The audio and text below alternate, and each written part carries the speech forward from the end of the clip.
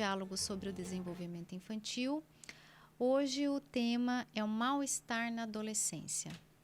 A minha convidada é a psicóloga, que é especialista em psicanálise e intervenção na relação mãe-bebê e família.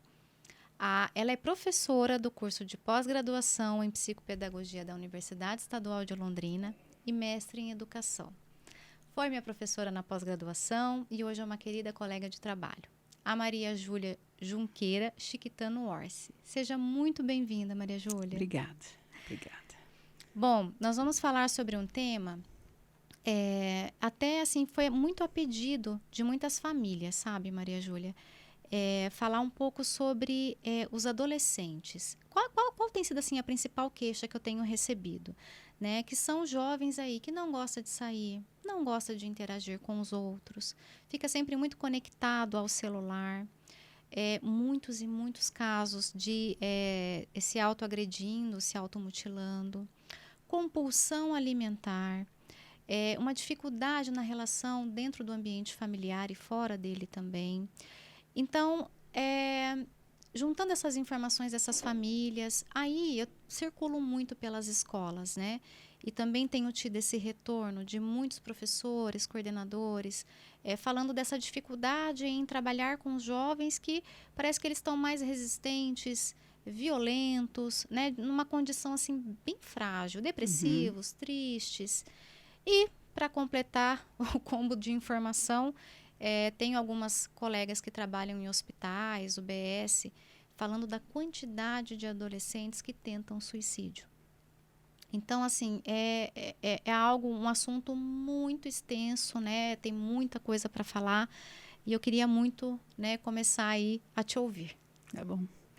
Então, boa noite, Fernanda, boa noite a todos. Eu quero dizer que eu fiquei muito feliz de ser convidada para participar desse seu projeto, que eu acho que esse é um dos nossos papéis, né, na área de psicologia, de saúde, de educação, a gente poder falar de assuntos mais espinhosos, né, de assuntos delicados e podendo acessar o interesse das pessoas, as dúvidas, os dilemas, trazer algum conhecimento para poder promover algum tipo de reflexão, alguma informação, né, abrir essa possibilidade. Então, acho que eu me sinto muito satisfeita de poder participar de projetos assim, porque eu acho que eu poderia dizer que eu sinto, para mim, pelo menos, que é o meu dever também, né, além do meu trabalho clínico, do meu trabalho na área de docência, mas é um trabalho que tem uma abrangência que me interessa muito, né, porque eu considero que fazer um trabalho assim, a gente está prestando um serviço de prevenção de saúde mental. Então, claro que, né, quem puder ter acesso a isso, quem puder fazer um bom uso desse espaço e dessas reflexões. Então, assim, conforme você me convidou, Fernanda, eu vi que assim, na verdade, é algo que não trouxe nada em forma de palestra, porque a minha intenção não é aqui trazer conceitos, né? Falar sobre definições, mas simplesmente trazer as minhas reflexões, que também são reflexões fruto do meu trabalho clínico, né? Que eu atendo crianças, adolescentes e adultos, e que nesse trabalho clínico, que já tem mais de 20 anos aí, né? Para 30 anos, e é um trabalho onde muita coisa se acentuou, principalmente dentro desse foco que nós vamos falar hoje, desse mal-estar na adolescência. E a primeira coisa que me ocorre questionar, para a gente contextualizar um pouco, é que o que faz acontecer na sociedade atual, né, na sociedade, no mundo contemporâneo, como a gente poderia explicar que numa sociedade, num momento histórico onde nós estamos vivendo, né, na contemporaneidade, o que faria acontecer que na sociedade que prega, né, que trabalha em cima de um imperativo de que nós temos que ser felizes a todo tempo, feliz a qualquer custo, que o prazer está ao nosso alcance, basta a gente querer. A sociedade prega isso. E, obviamente, que com todo o trabalho do marketing em cima disso, vai corroborar no sentido de dizer, olha, você pode tudo que você quer, né? Os livros aí de autoajuda estão aí para dizer, né? Se você não conseguiu é porque você fez algo errado, mas você pode, está tudo ao nosso alcance. Então, esse imperativo da felicidade, do prazer imediato, do prazer aparentemente fácil a qualquer custo, então eu vejo a nossa sociedade avançou tanto em termos científicos, em termos de tecnologia, nunca avançamos tanto, nunca conquistamos tanto conhecimento e nunca pudemos dividir esse conhecimento, né, com tanta informação, com as redes sociais e tudo mais. Nessa mesma sociedade, como essa mesma sociedade que prega essa possibilidade do alcance da felicidade, porque é posto como uma felicidade, né? Como que essa mesma sociedade tem produzido tantos indivíduos adoecidos psicologicamente? O aumento é gritante no número de indivíduos deprimidos, crianças, adultos, adolescentes, com outros transtornos emocionais, transtornos de pânico, bipolaridade, transtornos de insônia, né? E transtornos de ansiedade gravíssimos. Que impedem, né, tanto a depressão quanto os transtornos da ansiedade, impedem o indivíduo de viver a vida, de fazer as coisas que faz, de ir para a escola, de trabalhar, de viver, de ter convívio social e familiar. Então, há um contraponto aí, né, numa sociedade que se diz oferecer tantos recursos para que a gente possa ser feliz, nunca houveram tantas pessoas infelizes assim. E e por falar nessas questões do aumento das patologias, né, sobretudo na adolescência, onde isso fica mais evidente, mais gritante, levando a um último recurso aí, que seria o suicídio. Né? Então, nós vamos falar desse assunto que eu volto a dizer, é um assunto doloroso, é um assunto espinhoso, mas nós precisamos tocar nisso. Né? Com certeza. Então, acho que esse é o primeiro ponto, assim, primeiro contraponto dessa reflexão, né? E eu faço também, junto com isso, né, nesse mesmo contexto, uma questão, assim, um questionamento, né, a respeito de que é possível viver, né, crescer, nascer, viver, crescer, se desenvolver, sem sofrer, sem sofrimento? Impossível, né? Até porque faz parte, né, do nosso desenvolvimento. Exatamente. E quando nós falamos de sofrimento, o que está embutido em momentos, nos nossos diversos momentos onde a gente sofre por diversas razões, o que leva frequentemente ao sofrimento é a frustração, né? Então, a frustração de que nem tudo que nós idealizamos, nem tudo que nós desejamos acontece no nosso tempo, no nosso momento, do nosso jeito, do nosso formato. Então, como a frustração é inerente àquilo que é do ser humano, desde o momento do nascimento, né, até o fim da nossa vida, o que a gente vê acontecer, que eu acho importante destacar também, porque guardando a proporção de que, na medida que a proliferação de transtornos mentais, principalmente na adolescência, chegando ao suicídio, que tem aumentado muito, na proporção que isso vai acontecendo, vai aumentando a necessidade também de tratamentos para isso, né? Psicoterapias, tratamentos psiquiátricos, medicamentosos. Mas o que a gente vê, e isso é necessário sim, em uma boa parte dos casos é necessário que os adolescentes, os adultos e até as crianças sejam medicadas. Mas a gente está vendo, por outro lado também, um uso abusivo desses medicamentos, né? Sim. Um uso abusivo, e o que eu quero me referir? Quando que esse uso é abusivo, né? Quando começa a haver uma patologização das emoções. E o que seria uma patologização? A tristeza vira depressão. A expectativa ou a euforia na espera de alguma coisa vira ansiedade. Né? Então, até os nomes, o nome, a denominação das emoções, elas vão se pervertendo e deixam de ter o seu nome originário e passam a ter nomes que indicam uma patologia. Então, hoje em dia, ninguém mais fica triste, você fica deprimido. Né? Se você acordou mal, se acordou com algum mal-estar, você Você vê muita gente que fala assim, nossa, hoje eu estou tão deprimido. Não, depressão é uma entidade, que a gente fala, uma entidade nosológica, né, que tem uma etiologia, ou seja, uma causa, uma origem, tem uma apresentação de um desenvolvimento de um quadro, tem ações para poder combater, para poder diluir, né, e ajudar a pessoa que está passando por isso, assim como a ansiedade, o pânico. Então, agora, a tristeza como emoção, ela vai nos acompanhar sempre na vida, sim, sempre vai acompanhar. A tristeza faz parte, fala tristeza, a angústia faz parte do viver, né? Se você pensar na possibilidade de um indivíduo não sentir angústia ou não sofrer, ele só consegue se ele deixar de ser humano, né? Então, a gente se preocupa, e eu não quero perder a oportunidade de dizer isso, nós da área de psicologia, sobretudo, a gente se preocupa, e da educação também, em que quando há uma medicalização muito precoce para esses quadros, né, onde são quadros que você precisa dar uma atenção, um amparo, uma ajuda, né, uma ajuda para aquela pessoa que está vivendo um momento de um início, talvez, de um quadro de depressão, ajudando a família, orientando, indo nas escolas, né?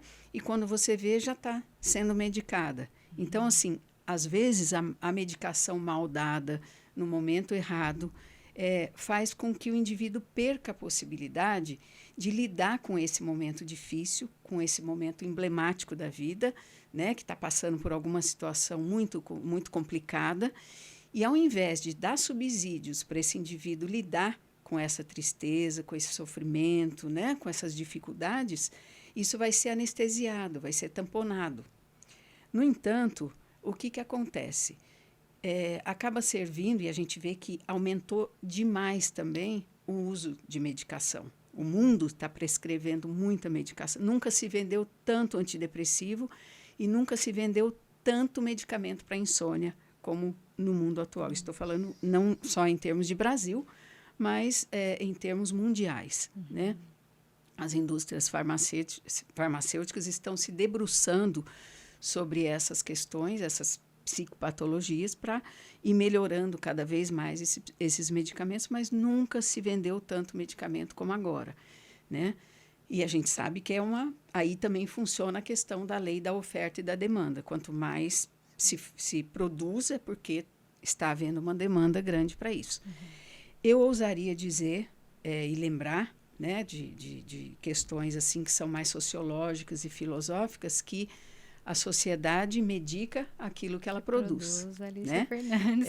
Ela medica o que ela produz. Então, isso, né, a gente vê isso, quem fala, Alicia Fernandes, Maria Rita Kell. A gente vê, assim, pessoas que estão voltadas para isso, Renato Mezan, né, são psicanalistas aí que a gente respeita muito, e que fala que tudo aquilo que ocorre no bojo de uma sociedade, para o bem e para o mal, vai ter uma repercussão em cada indivíduo. Cada um vai lidar, cada um vai poder extrair daquilo que é do social e vai poder manifestar em termos ou de adoecimento ou em termos de crescimento, né, de evolução, de desenvolvimento. Então, essa questão da hipermedicalização que existe hoje em dia, o que acontece é assim, é como quando nós vamos fazer uma cirurgia, né? Nós não podemos nos submeter a uma cirurgia sentindo a dor do corte, né? A dor das intervenções. Então, o que acontece? A anestesia vai ser dada para que a gente não sinta dor. Porém, ela vai ter uma durabilidade. Depois que passa o tempo da anestesia, se alguém vier encostar alguma coisa pontiaguda, a gente vai sentir a dor de novo. Por quê? Porque o medicamento, o anestésico, ele não anulou as nossas terminações nervosas, né? Elas estão ali, né? Vivas, e qualquer contato ali nós vamos sentir, nós vamos ter uma reação. Com as emoções, né? Fazendo um paralelo disso com as emoções, o que acontece? A gente sabe que entre várias formas de subterfúgio que as pessoas têm para tamponar o sofrimento, a tristeza e a angústia, né, as dores aí do viver, isso se faz através, né, de drogas lícitas e ilícitas. Né? Então, as drogas mesmo ilícitas, o álcool, que aumentou muito o uso do álcool, a gente soma isso ao período também da pandemia, né?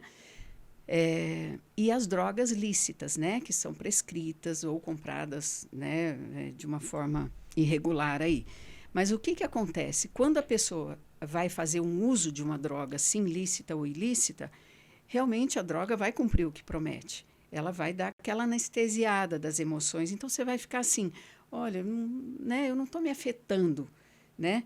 Eu não estou me afetando com as coisas. Parece que as coisas acontecem na minha vida, está tão bom. As coisas acontecem, eu nem sinto, eu não fico mais triste, né? Parece que tanto faz. Se você me dá uma notícia trágica ou uma boa notícia, parece que fica meio, né? Eu fico num estado de equilíbrio, dá essa sensação.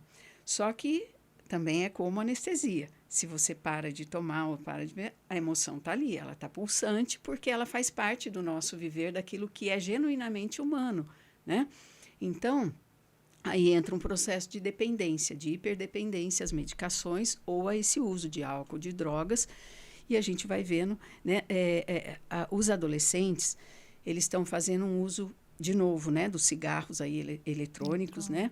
Um uso abusivo de cocaína, de crack, de maconha, de álcool, né? E muito cedo, né? Eu vi esses dias um trabalho dizendo que com 12 anos, a quantidade de crianças aos 12 anos já bebendo demais, já fumando demais, é uma coisa, assim, absurda, né?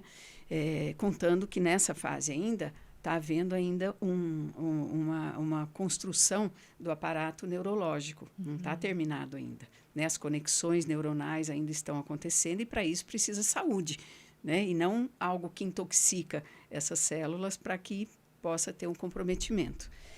Então, o que eu quero destacar disso, né, é que não é fazer uma apologia e fazer levantar bandeiras abaixo, medicação. Não, a medicação precisa ser usada quando bem prescrita, né? Mas o que nós não podemos nos aliar como saída única, principalmente para o mal-estar humano, ou especificamente para o mal-estar do adolescente, a gente fazer uso dessas substâncias, como se fosse uma forma que resolvesse e levasse ao apagamento das emoções, porque nós não precisamos, as emoções não existem só para nos fazer sofrer, pelo contrário, né? Nós temos emoções quando nós estamos alegres, quando nós nos impulsionamos para a vida, nos sentimos motivados para fazer, quando conseguimos ter um resultado de uma realização, ou quando estamos apaixonados, né, por alguém ou por alguma coisa que nós queremos fazer. Então, a emoção,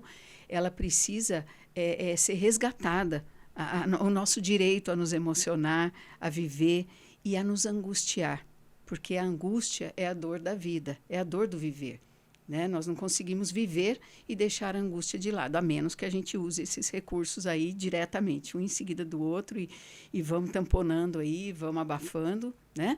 Mas o viver sem nada disso, o que nós precisamos cuidar de tratar, quando a gente vai tratar desse mal-estar do adolescente, tratar de dar condições para que esse adolescente consiga administrar essas emoções, que possa compor. E você falou, né, Fernanda, de acordo com aquilo que você recebe de pessoas que pedem, né, assim, uns temas aí que são mais impactantes, né, que geram, assim, dúvida dos pais, né, que geram, assim, que passam por situações onde eles se sentem em dúvida sobre o que fazer, como ajudar, né, como acessar os adolescentes. Você fez uma colocação que tem um aspecto que eu quero falar disso, e eu acho que isso interessa, assim, para os pais, porque você colocou 2 polos aí, que são descritos, né, tanto em UBS, tanto pelos pais, tanto nas escolas, que é assim, tanto aqueles adolescentes que eles estão inibidos, né, eles estão fechados, retraídos, colocados em seu próprio mundo, né, fechados ali, com poucas relações, eles estão muito pouco abertos para o mundo, né? Então, geralmente, eles estão muito envolvidos com as redes sociais, com os eletrônicos, né, mas com pouco contato social. Então, vejam bem que é uma geração, e eu nos incluo também nessa geração, porque também estamos vivendo todo o uso dessa tecnologia, nós também estamos aqui fazendo uso dela, né? E a gente sabe que tudo que é inovação, tudo que é descoberta, que é para o desenvolvimento da ciência e da tecnologia, a gente sabe que pode ser usado para o bem e para o mal, né? Depende de como se usa. Então, tanto tem esse grupo de adolescentes que está mais inibido, quanto o contrário, esse outro grupo que está mais reativo, que está mais agressivo, que está mais autoagressivo também, né? E que está impaciente, pouco interessado nos estudos, pouco interessado em fazer algo que requer um tempo gradativo, né? O que eles querem é tudo que seja, quer engolir a vida de uma vez só. A busca né? incessante pelo prazer, Isso. né? Só o prazer. E essa busca incessante pelo prazer, porque assim, a gente tem que guardar também essa proporção de que nós, humanos, nós temos uma particularidade que é o que nos salva para a vida também, que é, nós não gostamos. O natural do ser humano, o que é saudável em nós, é tentar evitar todo tipo de dor, todo tipo de sofrimento, tudo que é desagradável, e tentar nos livrar disso e buscar formas de obter prazer. Até aí, problema nenhum. É assim que é. Né? Isso é que nos move, é a energia que nos move a buscar coisas. Então, quando você fica aderido ao sofrimento, à dor, ao desprazer, isso significa que ou você está com dificuldades no seu aparato, nas suas ferramentas psicológicas para poder sair dessa situação, ou é um quadro patológico, masoquista, obsessivo, né? Compulsivo. Então, assim, não é para ficar, a gente não tem uma disposição natural humana para nos aderir ao sofrimento, né? É o contrário, a gente quer se livrar desse sofrimento. Porém, é dado para nós condições também emocionais que nós vamos ter que desenvolver, porque nós não nascemos com ela, condições emocionais para serem desenvolvidas para que a gente aprenda a lidar com isso, aprenda a usar ferramentas para evitar o prazer ou para saber se escapar de situações de sofrimento maior e para poder encontrar caminhos que nos deem perspectiva, objetivo e prazer, né? Então, o que a gente vê? Quando a gente... eu gosto de fazer um comparativo assim. Se toda vez... por exemplo, se a gente pensasse assim, se a gente tivesse vindo ao mundo com um botãozinho a mais, que seria um dispositivo para a gente apertar, é uma tecla pause, né? Se a gente tivesse esse dispositivo e a gente pudesse apertar esse dispositivo todas as vezes que a gente estivesse sofrendo, a gente aperta o pause, né? E aí parou tudo. Aí eu só vou voltar na hora que passar tudo isso. Passar esse sofrimento, esse incômodo, esse mal-estar, aí eu volto. Então tá, ele está disponível, eu vou apertar toda vez que eu precisar. Imagina o que seria de nós se toda vez que a gente estivesse diante de alguma situação difícil, de um sofrimento, a gente pudesse acionar esse botão, parar e não atravessar esse sofrimento e essa dificuldade, né? Nós nos tornaríamos, obviamente, inábeis para a vida, já que a vida comporta situações difíceis, sofrimento, muita frustração. Eu sempre falo assim que a vida ela é muito competente em nos desequilibrar, né? Então, essa é a vida, né? E a gente que vai encontrando caminhos aí para poder nos arranjar com isso. E aí eu quero destacar um ponto bem importante, que eu acho que a partir desse início aí, que eu já estou me alongando, mas eu acho importante falar isso. Como que nós vamos desenvolver essa capacidade de nos conectar com a vida sem precisar desse botão? Porque, na verdade, a gente sabe o quanto que nós somos perfeitos, né? Perfeitos, assim, não no sentido narcísico, né? De, olha, eu sou uma pessoa... Perfeito, que eu digo, tudo funciona muito bem. O nosso sistema, né? Nosso sistema fisiológico, anatômico, psicológico, neurológico, ele funciona muito bem. Ele vem para funcionar muito bem, né? E claro que nós é que vamos ter que nos responsabilizar e administrar, cuidar da nossa saúde mental e física, né, ao longo da vida.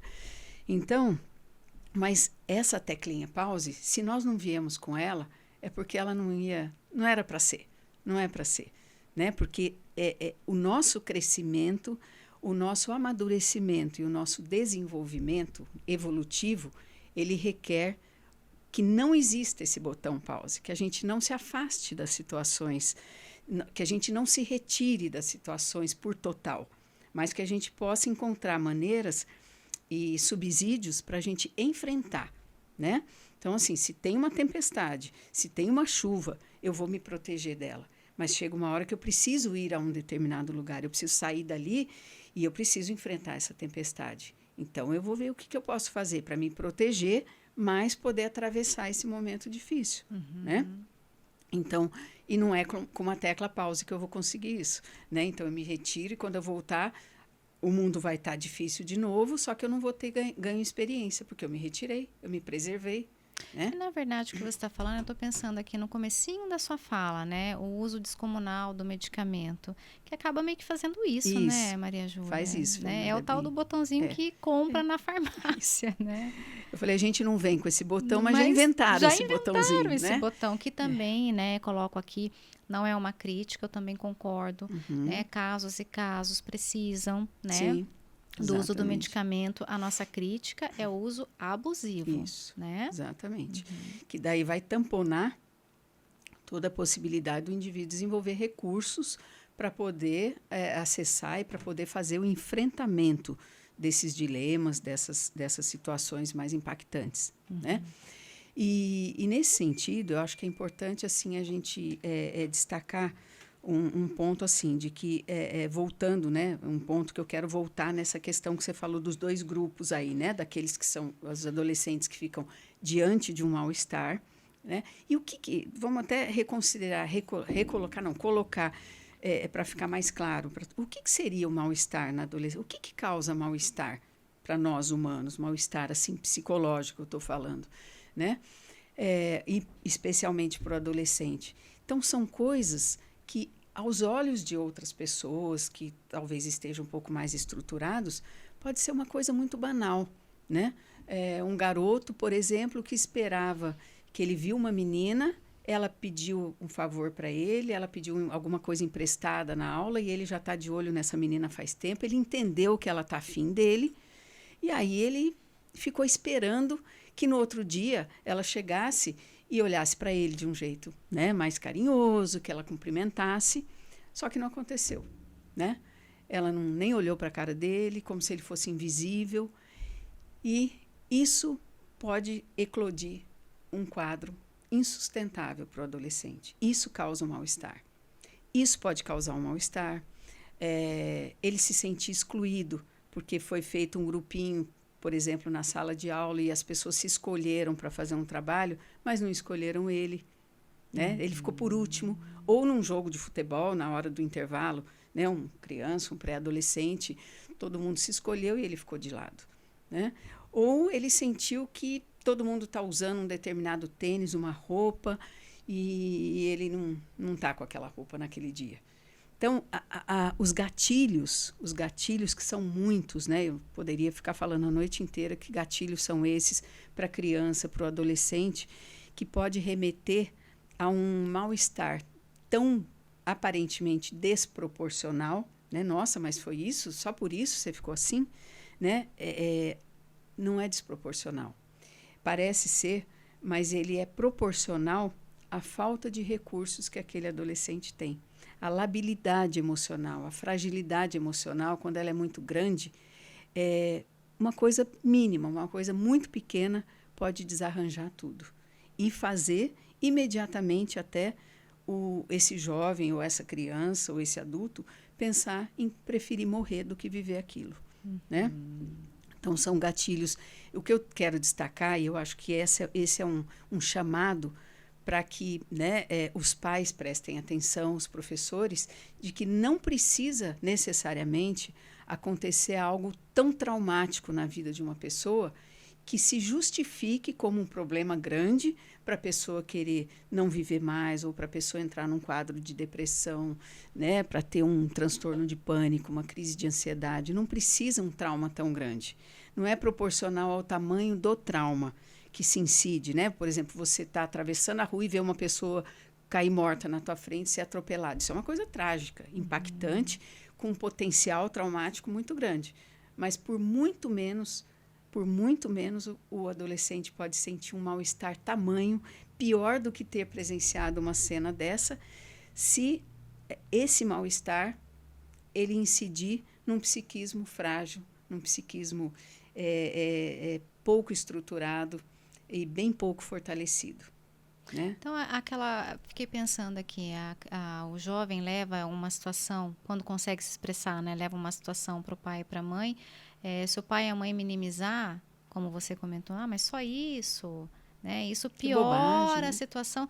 É uma questão mesmo de se pôr no lugar, de entender que é uma fragilidade ali do filho, sem ridicularizar ou sem tirar um sarrinho, né? Isso, que é muito comum. É muito comum acontecer. O irmão faz isso, né? Claro que a gente não pode pretender, não podemos ter a pretensão, por exemplo, dentro da família, de salvar o adolescente, que ninguém faça isso, né? Ninguém tire sarro, ninguém dê uma cutucadinha, ainda mais irmão, irmã, né? Que são expert em fazer isso. Sim. Porque, na verdade, o que a gente tem que pensar? Que o adolescente, o que ele encontra dentro de casa desse tipo de coisa, lá fora vai ser pior, né? A vida, ela trata de um jeito que muitas vezes não é nada carinhoso, né? Então, ele ali dentro de casa mesmo, é preciso, e eu vou falar um pouco disso, né? Como é que faz para fortalecer, para ajudar o adolescente a ganhar casca, né? Ele ganhar, assim, uma força para poder não ficar tão poroso aos impactos dessas coisas que vêm. De, às vezes, uma brincadeira, né? Uma palavra, assim, né? Fora de ordem, fora da hora. Eu falo uma palavra maldita, né? O que ele vai fazer com isso? Porque... Sim.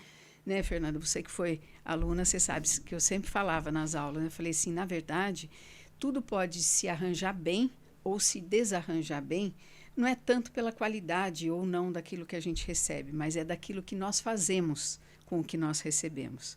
Né? O que nós fazemos com o que nós recebemos, estou falando em termos de educação, sim, isso faz toda a diferença, em relação a tudo. Né? Então, e a gente sabe que essa estruturação que eu estou falando que muitos adolescentes têm hoje de uma forma muito precária, muito frágil, aonde que nós conseguimos, quando a gente fala uma pessoa bem estruturada, uma pessoa mais fortalecida psicologicamente, aonde que a gente arranja tudo isso? Nos vínculos, né? O indivíduo, nós seres humanos, para que a gente nasce com toda a nossa precariedade, com o nosso desamparo originário, né? Que nós viemos ao mundo totalmente, 100% dependente de alguém que possa prover para nós tudo aquilo que nós precisamos para sobreviver. Só que nós não somos seres de exclusivamente sobrevivência biológica.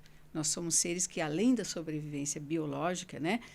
Um abrigo, alimento, aconchego, nós precisamos de afeto. Né? Nós precisamos e afeto a gente vai conseguir na relação com o outro, no vínculo com o outro. Né? Então, a família é o lugar que o indivíduo extrai, instituição, não o lugar. A família é uma instituição de onde o sujeito extrai o seu lugar no mundo. Então, aquilo que se vive dentro da família vai ser transportado.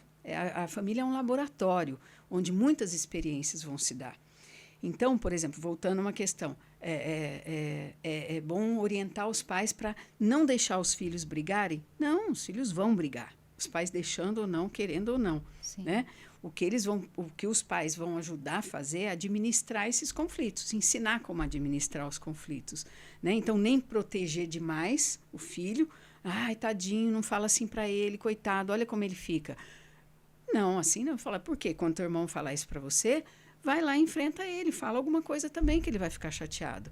Né? Ou, você está apanhando o teu irmão, então defenda-se dele, segura ele, não deixa ele te bater. Né? Se impõe ali, se coloque ali e dá recurso. Isso aí é dar recurso. Né? Isso aí é instrumentar para que, quando ele tiver que enfrentar coisas ali dentro ou fora de casa, ele tenha um aparato que ele vai levar. Né? Senão ele fica desprovido de tudo isso e aí ele não aguenta nada. Qualquer um que bate o pé para ele, ele se assusta e se curva. Né? Então, eu estou falando assim, a grosso modo, uma coisa que acontece muito, né? Mas isso para todas as coisas. Então, esse vínculo, a sustentação dessa relação que ocorre dentro da família, do amor, do afeto, dos momentos de raiva, de braveza, Tudo isso se dá dentro da família, não precisa planejar isso, isso vai acontecer, né?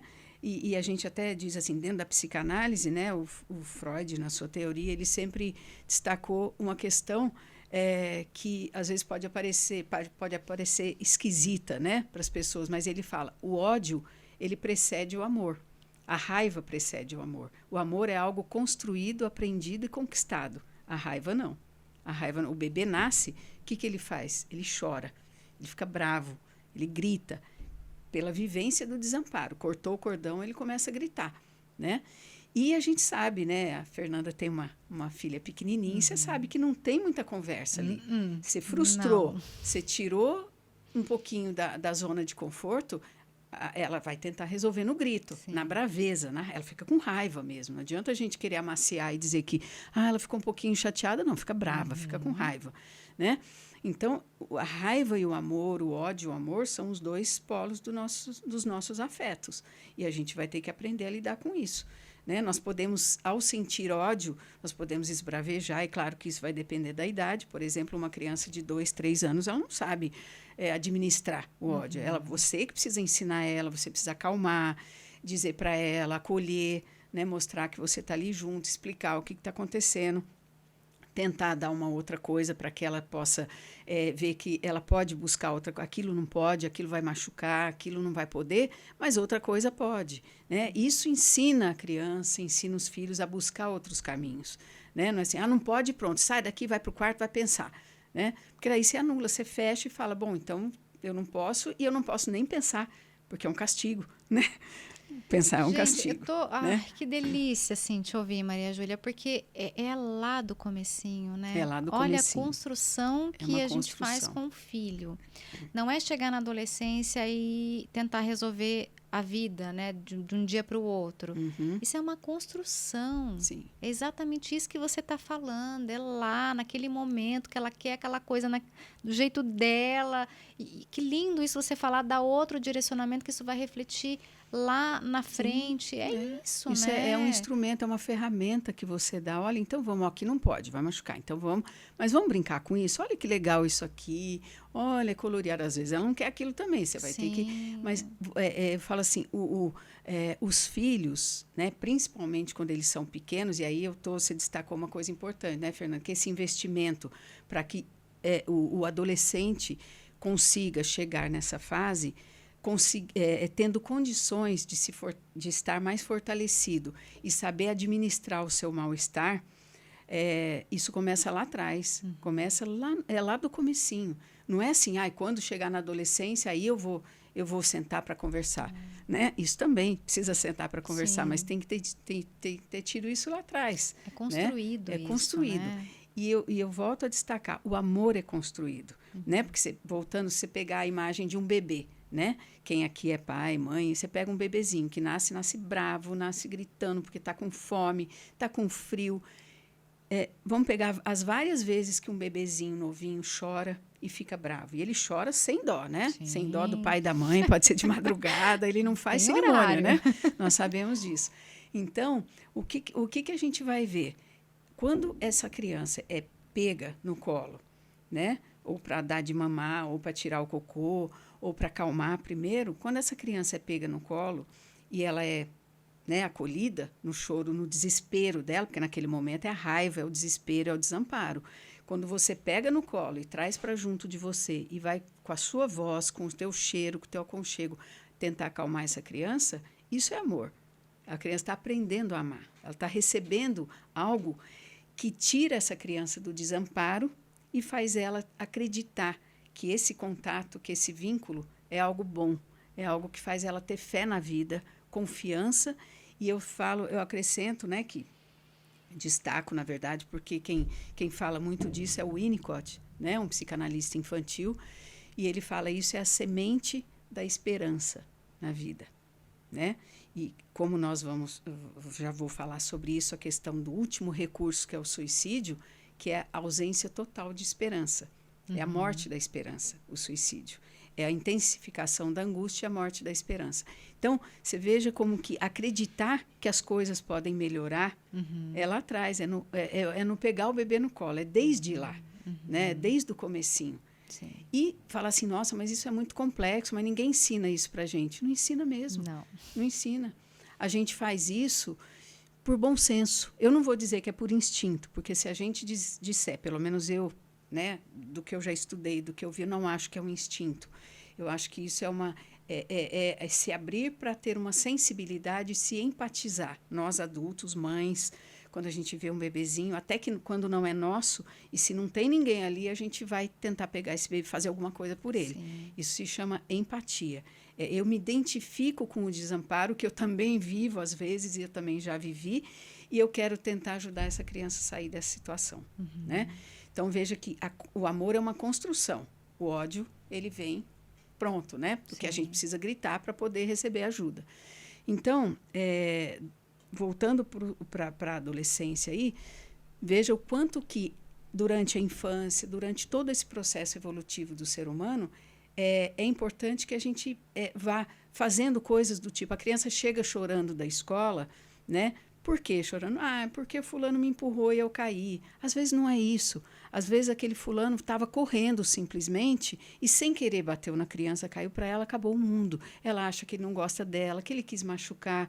Então, a forma como os pais vão acolher isso faz toda a diferença.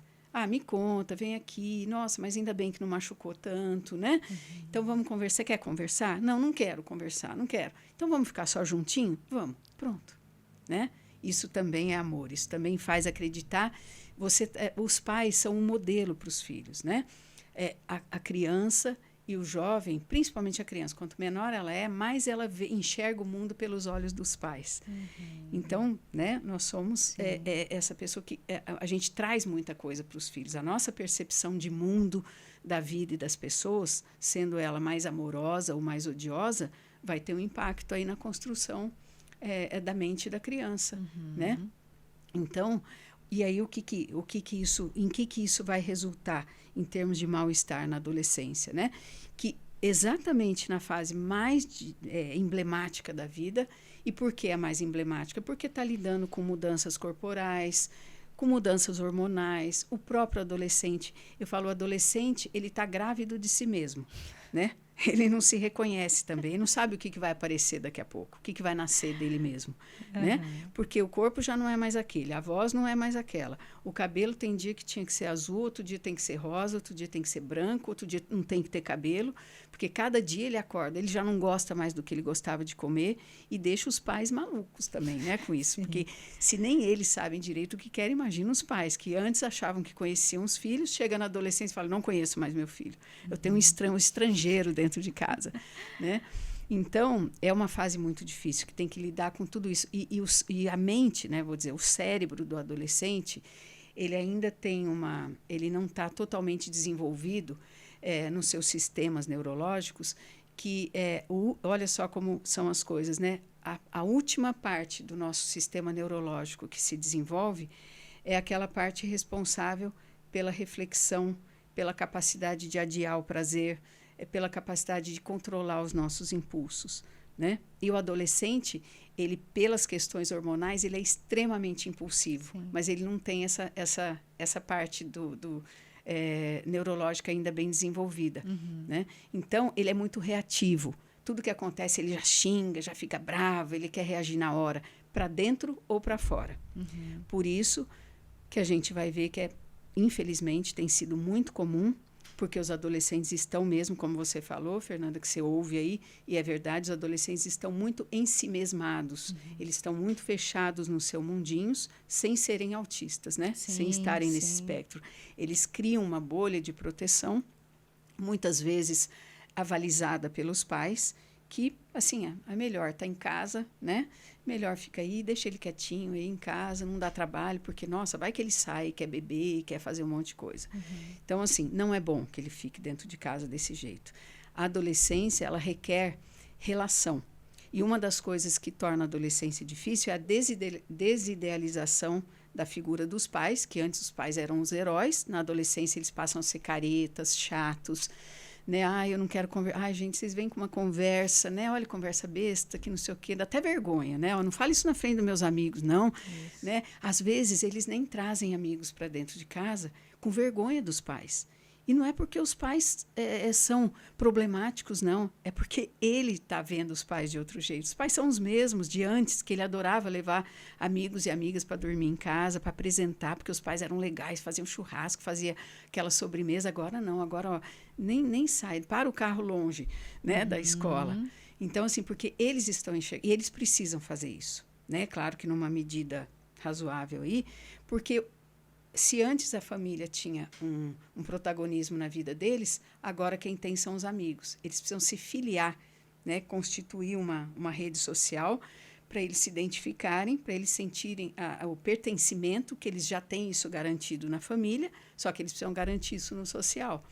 Então, ele precisa se projetar para o mundo. O adolescente precisa sair, ele precisa ir para a escola, ele precisa estudar, ele precisa ir em festinha, ele precisa ir na pizzada, ele precisa assistir um filme na casa dos amigos, ele precisa dar uma volta no shopping.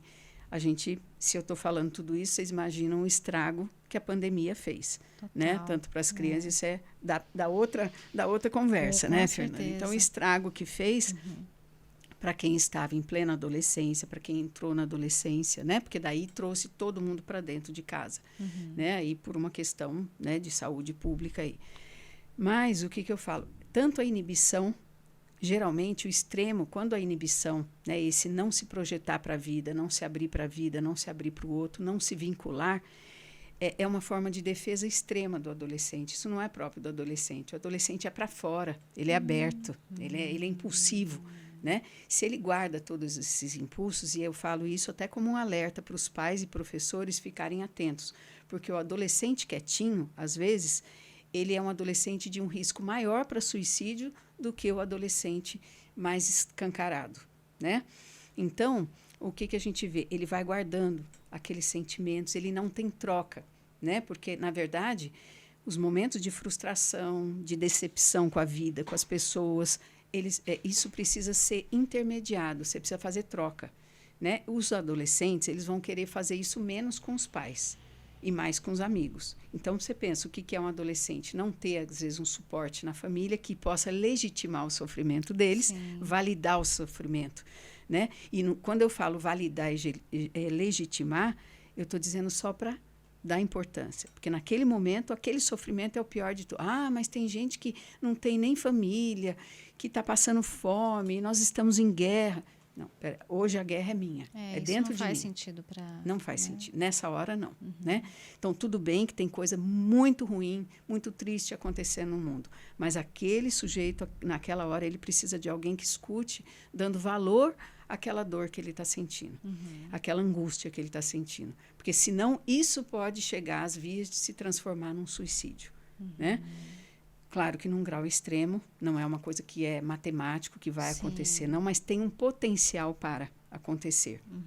E o adolescente, e aí ele pode também entrar em todo um processo que ele vai fazendo uma automutilação, né? Ele vai entrando em grupos, né? Que ele vai buscando nas redes sociais, que eles se identificam de gente que está muito angustiada, sofrendo, e que vai dando ideias do que fazer. Vamos parar de comer, todo mundo? Né? Aí entra num quadro de anorexia. Né? Se a gente engordar, vai ser pior, né? Eu me sinto horrível porque tal roupa fica horrível. Então, ele vai buscar ali dentro, ele vai para um grupo de bulímicos, né?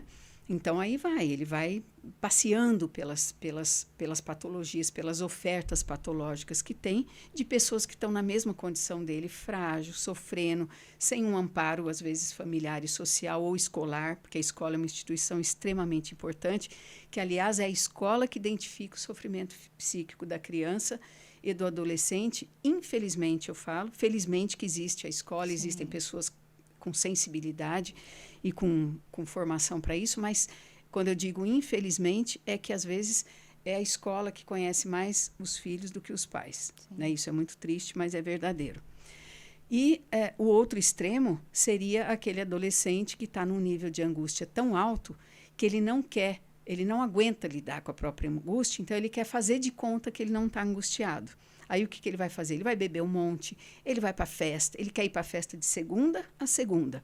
Então ele vai sair todo dia, ele vai enfrentar os pais. Aqui eu não fico, vocês são os babacas. Aí começa a ser agressivo com os pais. E aí a gente diz que ao invés dele estar inibido, ele está na outra ponta. Aí ele está atuando. né? A gente chama isso em psicologia de acting out. Você tem uma dor psíquica, um sofrimento, um desconforto, e você, defensivamente, você transforma isso como se estivesse bem. Então, você faz a tua vida ficar agitada, faz um monte de coisa, é vida louca, vamos dizer assim, né? Ele vai atuando a angústia, ele vai tentando fazer com que a angústia vire uma felicidade artificializada. Porque se ele saísse de cara limpa, sem beber, sem usar drogas, sem tomar essas balas aí que tem nas festas, ou os energéticos em excesso, ele não conseguiria fazer isso, né? Então, não é legítimo isso. Então, esses dois extremos têm que ser muito cuidado pelos pais. Os pais têm que estar atentos a isso, a escola também. Mudanças repentinas de comportamento, né? Tanto para aquilo que é da inibição, quanto aquilo que é para dar atuação, né? Mudou de comportamento. Nossa, antes ficava mais dentro de casa, agora sai todo dia, né? Fala um monte, trata a gente, come mal, trata a gente mal, trata com agressividade, né? Reclama de todo mundo, às vezes faz mal para as pessoas, né? Exclui, promove bullying, né? Então, é um adolescente que está em risco também, porque ele pode chegar a um extremo de não suportar mais, e quando ele não tiver esses aparatos, ou seja, companhia para sair, para fazer uma coisa e para outra, primeiro que esse é um comportamento autodestrutivo, né? Quando você enche o teu corpo de droga e de coisa que faz mal, intoxica teu corpo, já é autodestrutivo ele. E às vezes ele chega a um ponto que daí ele em algum momento ele tá sem nada, tá limpo, sem nada disso, aí ele vai se deparar com aquela angústia que ele tem, que ainda ela está ali dentro, não acabou a angústia, ele só invernizou, passou uma camada em cima da outra, uma em cima da outra, e essa angústia está ali pulsando, e ele, esse tempo todo que ele perdeu em fazer muita coisa, ele perdeu mesmo em não desenvolver recursos para lidar com essa angústia. Então, ele ainda não sabe lidar. Aí ele pode recorrer ao fim, que é o suicídio, né? Certo. Então, não tem como a gente falar, né, Fernanda, dos mal-estares aí na adolescência, sem falar dessa questão do suicídio. Hoje, o suicídio é a terceira maior causa de morte no mundo, na faixa etária de 15 a 24 anos. É um absurdo isso, né? E a perspectiva, o prognóstico é de que isso piore. Por quê?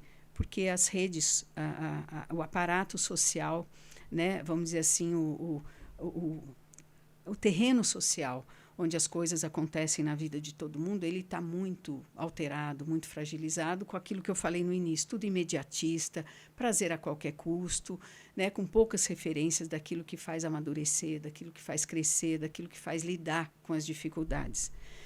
E nas famílias também. Eu vou dizer que os pais, quando a gente fala, né, e talvez a gente vai ter uma conversa aí, né, Fernando, de falar sobre a questão do uso excessivo da tecnologia, sim, que é um assunto muito importante também, e que a gente acredita, a gente atribui essa excessividade no uso da tecnologia às crianças e adolescentes.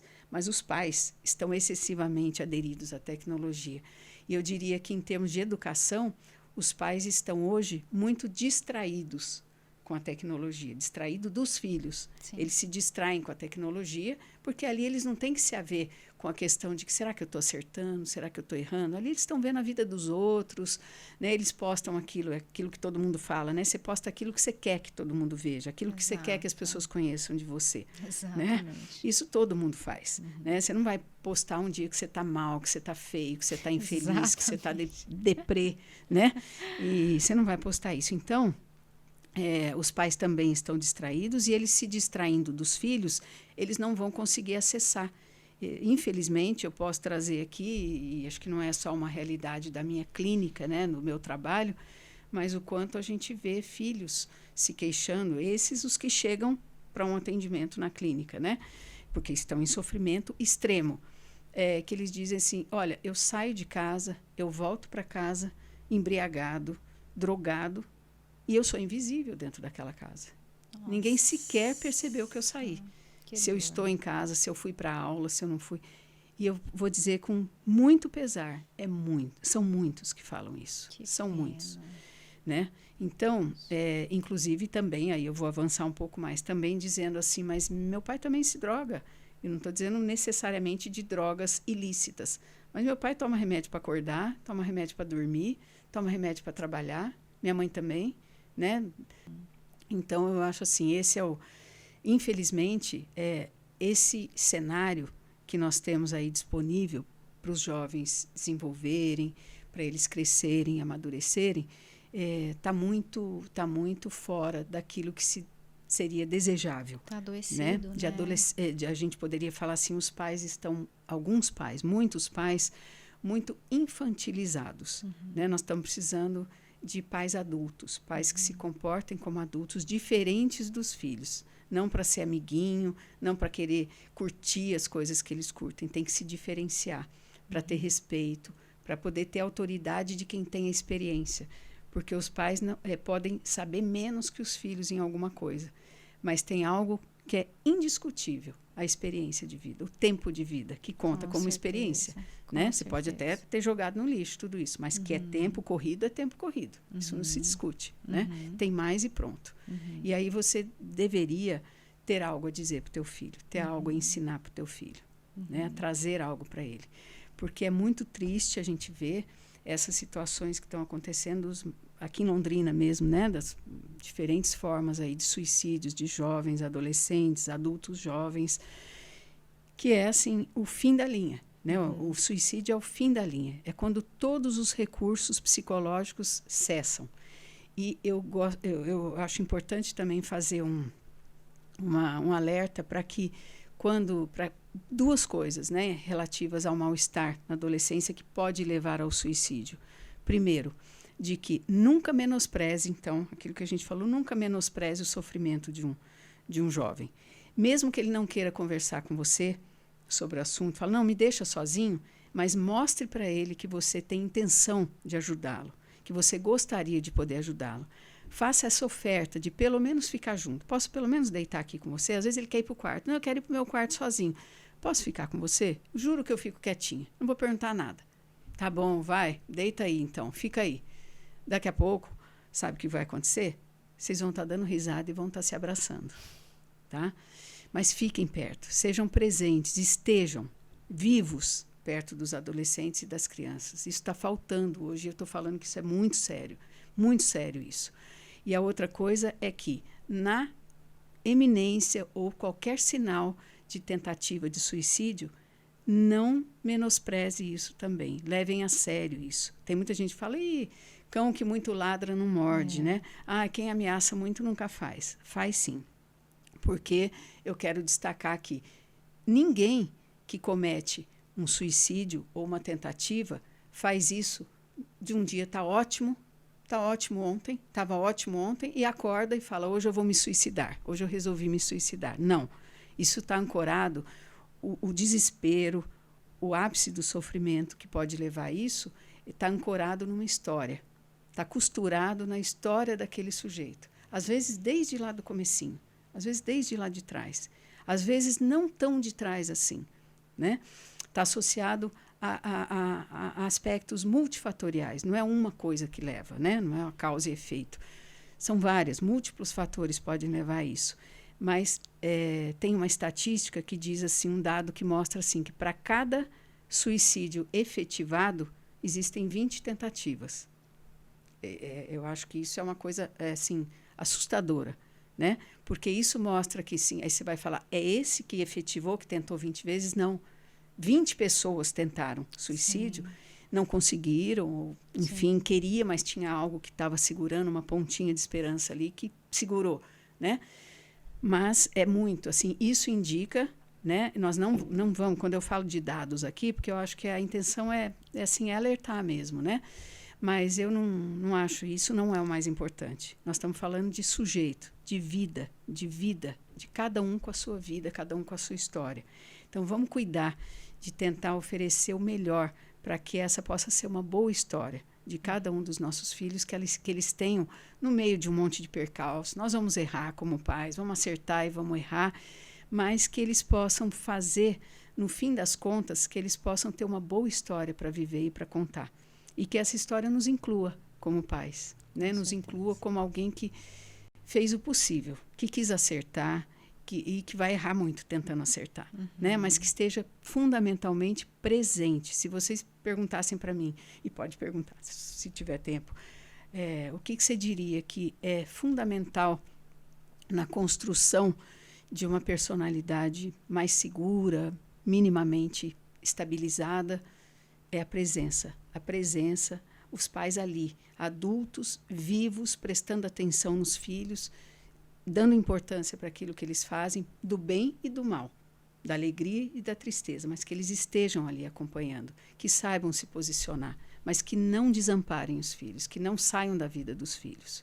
Acho que isso tem muita coisa, mas isso resumiria assim, isso é o mais importante de tudo, né? Maria Júlia, volta a falar mais sobre. Volta. Infelizmente o nosso horário acabou. Eu não tenho nem perguntas, porque foi um raciocínio, assim, foi tudo tão bem construído, sabe? Ficou, assim, de um jeito tão gostoso de te ouvir e entender o seu raciocínio. Sim. Então, mais uma vez eu agradeço. Eu que agradeço. E espero que possa ser bem utilizada essa nossa conversa. Tomara que acesse muitas famílias, né?